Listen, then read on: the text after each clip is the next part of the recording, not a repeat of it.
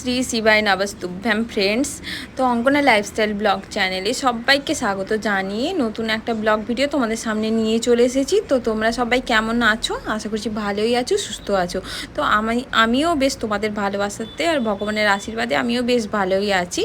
তো আজকের ভিডিওটা কিচেন ডিপ ক্লিনিংয়ের ভিডিও। তো আশা করছি তোমাদের আজকের ভিডিওটা খুবই ভালো লাগবে। তো পুরো ভিডিওটা স্কিপ না করে দেখার জন্য অনুরোধ রইল। তো এখানে কিন্তু প্রথমে সমস্ত বাসনগুলো আমি ধুয়ে রেখে দিয়েছি। তো অর্ধেকগুলো কিন্তু শুকনোও হয়ে গেছে। তো এইগুলো মানে এখান থেকে সমস্ত কিছু সরিয়ে নিব। তো তার জন্যে এই যে এগুলো এখন আমি ধরে নিচ্ছি, ধরে নিয়ে এখন আমি নিয়ে চলে যাব। তো অন্য রুমে রেখে দেব।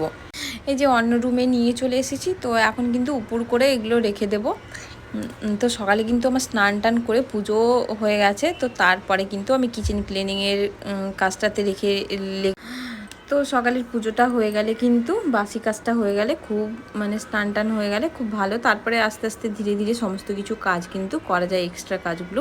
আর এখানে কিন্তু সকালে আমি এই কৌটোগুলো কিন্তু ধুয়ে মুছে রেখে দিয়েছি।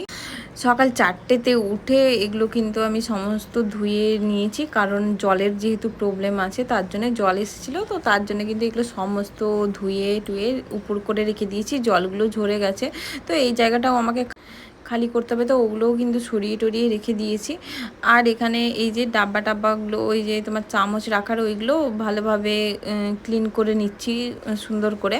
আর যেগুলো টুকুটুকু বাকি ছিল ওইগুলো যেহেতু মানে একটু একটু করে, যেহেতু জায়গার একটু মানে জায়গা যেহেতু একটু কম, তো তার জন্যে কিন্তু একটা একটা করে খালি করছি আর সমস্ত কিন্তু ধুয়ে নিচ্ছি।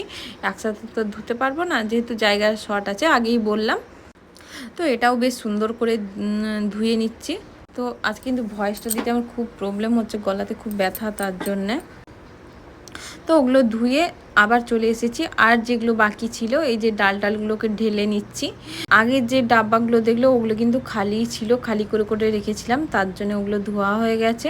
আর এগুলোতে কিন্তু এই ডাল মশলাপাতি সমস্ত কিছু এর মধ্যে ছিল। তার জন্য কিন্তু আমার খালি করতে একটু টাইম লেগে গেল।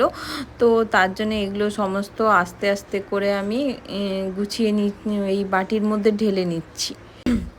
আর এই যে এই মশলাদানিটাও কিন্তু আমি আগেই ধুয়ে রেখেছিলাম, তো ওটা শুকনো হয়ে গেছে। তো তার জন্য কিন্তু সমস্ত মশলাগুলোও কিন্তু একসঙ্গে আমি গুছিয়ে নিচ্ছি সুন্দর করে।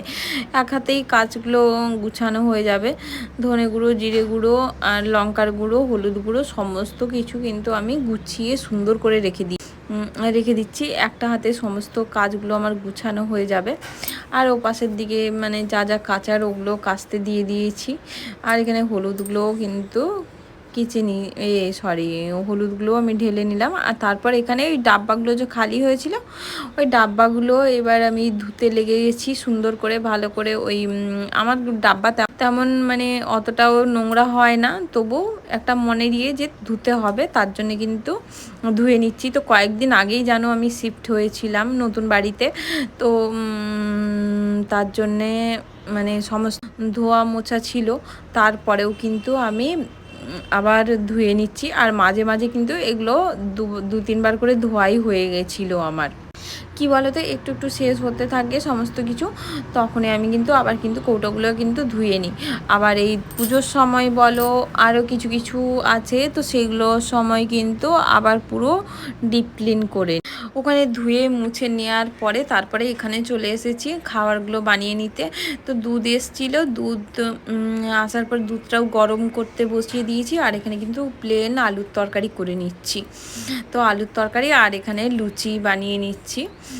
তো এটাই কিন্তু দুপুরের আমাদের খাওয়ার দাওয়ার ছিল। তো এটাও বানিয়ে আটাটা মাখিয়ে নিচ্ছি সুন্দর করে।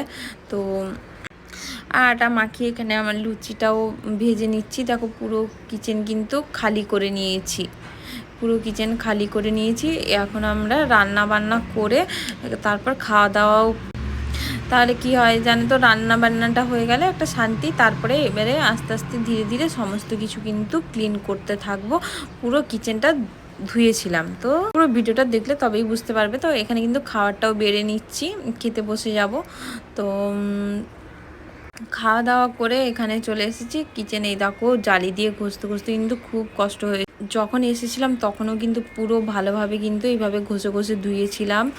তারপরে আবারও মানে তখন ধরো অর্ধেকটা উঠেছিল, যারা আগে ছিল অতটা কিন্তু ক্লিন করেনি।